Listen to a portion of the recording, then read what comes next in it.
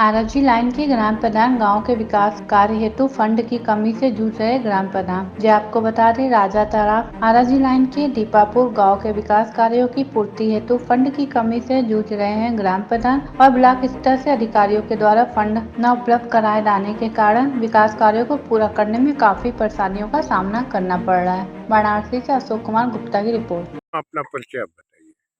मैं संजय कुमार यादव, ग्राम प्रधान बूढ़ापुर, महामंत्री प्रधान संघ आराजी लाई, वाराणसी का मूल निवासी हूँ। ये बताइए प्रधान जी, ये अराजी लाइन ब्लॉक में अब बूढ़ापुर पड़ता है, जैसे ग्राम सभा के आप प्रधान हैं। ग्राम सभा के विकास के विषय में हमारे चैनल के माध्यम से आप जानकारी दीजिए। विकास के संदर्भ में कहना यह है कि पहले तो जो चीज़ें नहीं हैं, जैसे रोड है, एक रोड है, नाली है, खड़ंजा है, लोगों के आवागमन के लिए जो सुविधाएं हैं वो है। उसके बाद जल निकासी है, उसके बाद जल की पर्याप्त उपलब्धि होनी चाहिए, पीने के पानी।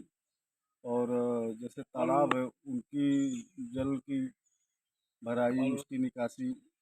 और जो सबसे बड़ी मुद्दा है शिक्षा का, कि जो बच्चे हैं जिनके पास नर्सरी में या बड़े स्कूलों में पढ़ाने की क्षमता नहीं है, तो कम से कम जो हमारे ग्राम सभा में प्राइमरी स्कूल हो चाहे माध्यमिक स्कूल हो, तो उनको उच्चीकृत करके और अच्छे से उनको सुविधाएं प्रदान की जाए, ताकि वो भी उन बच्चों के लेवल में पढ़ाई कर सके, शिक्षा ग्रहण कर सके, जो हाई फाई नर्सरी स्कूलों में या जो जाते जिसके पास पैसे उपलब्ध नहीं है। प्रधानमंत्री हर घर जल नल योजना जो चलाई जा रही है, इसके विषय में क्या बताना चाहिए? जो प्रधानमंत्री जल नल घर हर योजना चल रही है, ये योजना अच्छी है, लेकिन क्या लोगों को पानी मिल रहा है? ये योजना अच्छी है और इसकी पहल की जा रही है, और ये पानी की सुविधा के लिए जो जो लोगों के घर तक पहुंच रहे हैं, ये बड़ी अच्छी बात है। लेकिन समस्या है कि हर ग्राम सभा में उसके लिए ज़मीनें उपलब्ध नहीं है, क्योंकि उसके लिए सरकारी ज़मीन चाहिए। और और ग्राम सभा में आसानी से उपलब्ध है, जैसे हमारे ग्राम सभा में उतनी मानक में उतने ज़मीन उपलब्ध नहीं हो पाए हैं। और कुछ ज़मीनें हैं जिस पे 122 बी के मुकदमे चल रहे हैं, आदेश भी हो चुके हैं, फिर रेस्टोरेशन हुआ, फिर आदेश होने वाले हैं। हो सकता है आदेश हो भी चुके हैं, कोर्ट का मामला है। और जल्द से जल्द उस चीज़ की उपलब्धि भी हमारे ग्राम सभा में हो जाएगी। हो जाएगा। वो चाहे फेज नंबर 2 में नहीं हुआ, 3 में नहीं हुआ, क्योंकि ये 4 चरण में चलने वाले हैं, अरे 7 चरण में चलने वाले हैं, और ये 2030 तक चलने वाली योजना है। ये 2030 तक चलने वाली योजना है, मतलब जब तक कि हर घर में नल नल न लग जाए, हर घर में जल न पहुंच जाए, तब तक योजना चलती रहेगी। ये प्रधानमंत्री का जो अन्य योजना गरीबों के घर में फ्री में राशन बांटा जा रहा है, क्या हर आदमी गरीब आदमी को राशन मिल रहा है? राशन तो मिल रहा है, गरीबों को जो राशन बांटा जा रहा है अच्छी बात है। लेकिन उसमें जो गरीब हैं, गरीब को मिल रहा है, लेकिन जो अमीर है उनको भी मिल रहा है। तो इसलिए इस योजना को एक मानक के रूप में रखते हुए बनाया जाए, ताकि जिसको इसका लाभ मिलना उसको मिले, ना कि हर किसी को मिले। ये जो कि हमारी एक खाद्य का जो भंडार होता है, आप इस तरह से अगर मुफ्त की रेवड़ी बोलते थे, एक राजनीति के पहलू में बोला गया था, कहीं ऐसा ना हो कि आने वाले कल में कभी सूखा पड़ जाए, कभी सूखा ग्रसित हो जाए, तो फिर सबके लिए विपद पैदा हो जाएगी। हम बड़े हैं, वो बड़े हैं, वो कहीं ना कहीं से पैसे फेंक के या पैसे इन्वेस्ट करके अपना मेंटेन कर, लेकिन जिस दिन राशन की सूखा पड़ जाएगी, अकाल पड़ ही रहा है, आए दिन कुछ न कुछ प्राकृतिक आपदाएं होती रहती है, तो उस संदर्भ में आने वाले कल में उन गरीबों का क्या होगा जो उस लायक नहीं होंगे, जो जिनके पास पैसे नहीं होंगे, वो राशन कहाँ से लाएंगे? कहाँ से लाएंगे? कांग्रेस कहते हैं अगर हमारी सरकार बनती है तो हम गरीबों के लिए 10 किलो राशन देंगे और महिलाओं को साल में 1 लाख रुपए देंगे। इसके विषय में देखिए, ये सरकार की जिसकी सरकार नहीं बनती है या जिसकी सरकार नहीं होती है, वो एक लाभ योजना देती है। हम इस प्रकार से कहेंगे कि कभी एक 2014 में मोदी सरकार आई थी, तो उन्होंने कहा था हम 15 लाख रुपए हर व्यक्ति के खाते में डालेंगे। हाँ, क्या वो मुमकिन था या मुमकिन हुआ? नहीं हुआ, क्योंकि लोगों को तो लगा कि हमको 15 लाख मिलेगा, इसलिए वो झांसे में आए और उन्होंने प्रधानमंत्री उस पे वोटिंग करके उनको चुनाव जिता दिया। अब कांग्रेस की बारी है, क्योंकि जब सरकार को गिराना है या सरकार को कैसे विफल करना है, वो अगली पार्टी उसके लिए बहस करती है, उसके लिए एजेंडा बनाती है, उसके लिए मैनिफेस्टो जारी करती है।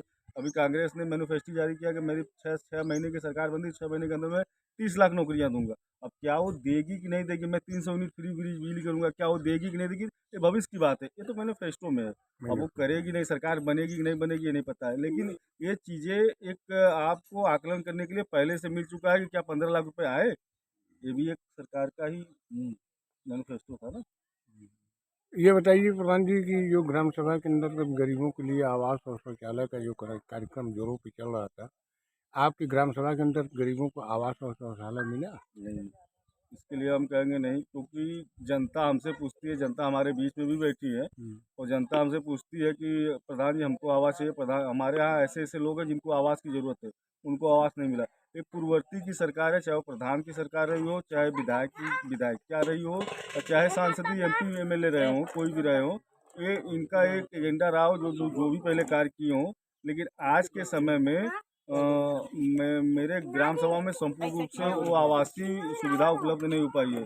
जो पहले के थे उनको मैंने आवास बनवा दिया, जो उसके पात्र नहीं थे उनको उनके आवास को निरस्त करा दिया गया। हाँ, मैंने लिस्टें तैयार किए हैं। अभी आचार संहिता लगा है, चुनाव खत्म होने वाला है। चुनाव खत्म होने के बाद पता चला कि आवास की लिस्ट जारी होगी आवेदन करने के लिए। अब कितने आवास आएंगे कितने नहीं आएंगे, मैं तो अप्लाई करूंगा भाई, जो उसके पात्र होंगे उसको मैं अप्लाई करूंगा। जिनको चाहिए कि लगता है मुझे भी चाहिए, उनका भी मैं आवेदन करूंगा। वो जांच का विषय, जांच होने के बाद उनको वो उस लायक है कि नहीं है, ये उस क्राइटेरिया में आता है, वो उसी पे। और ये जो सफाई कर्मी ग्राम सभा में हर जगह लगाए गए हैं, क्या सफाई कर्मी ग्राम सभा में आकर ग्राम सभा की सफाई करते हैं? नाला नाली का सफाई कर्मी सफाई करते हैं, उनकी ड्यूटी है सफाई करना, उनकी टाइमिंग है। उनको किसी ग्राम सभा में वो प्रधान के अधीन होते हैं। प्रधान जिसको उसको जिस तरह से चाहे उसको उस तरह से कहाँ कैसे करना है ये देखता है। समस्या ये नहीं है, समस्या ये है कि आए दिन हमारा शांति में समस्या ये है कि सफाई कर्मी की जो आए दिन ड्यूटी लगती है, जैसे मास महीना आ गया आपका सावन महीना आता है तो 2 महीने के लिए उनकी ड्यूटी लगा दी गई। उधर गांव की सफाई कौन करेगा? VIP आए दिन हमारे बनारस में आते रहते हैं। मैं बनारस जिले का रहने वाला हूँ, तो मिला जुला के बनारस जिले में आए दिन, ये आप भी जानते हैं कि आए दिन बनारस में कोई ना कोई मुख्यमंत्री, प्रधानमंत्री, केंद्रीय मंत्री, राज्य मंत्री, कोई ना कोई आता रहता है। उनके लिए